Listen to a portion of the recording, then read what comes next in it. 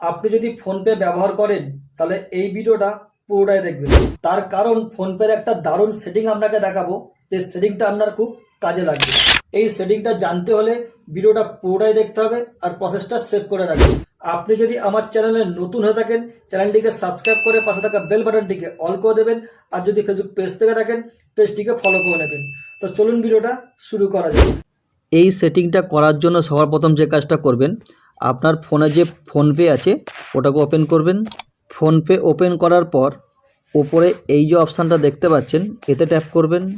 এটা ট্যাপ করার পর একটু নিচের দিকে আসবেন, এইখানে একটা অপশান দেখতে পাচ্ছেন, এই যে অপশানটা আছে এটাকে অন করে দেবেন।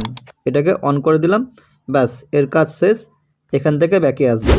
এই যে সেটিংটা আপনি করলেন এটা কি কাজে লাগবে চলুন সেটা জেনে নেওয়া যাক। শুধু আপনার ফোনপেটাকে ওপেন করবেন, ওপেন করার পর জাস্ট এরকমভাবে নাড়াবেন, সঙ্গে সঙ্গে কী হবে আপনার ফোনপে স্ক্যানারের যে ক্যামেরা সেটা অটোমেটিক অন হয়ে যাবে।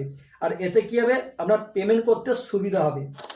তো এই মজাদার সেটিংটা যদি আপনার কোনো কাজে লেগে থাকে ভিডিওটা লাইক শেয়ার করতে ভুলবেন না।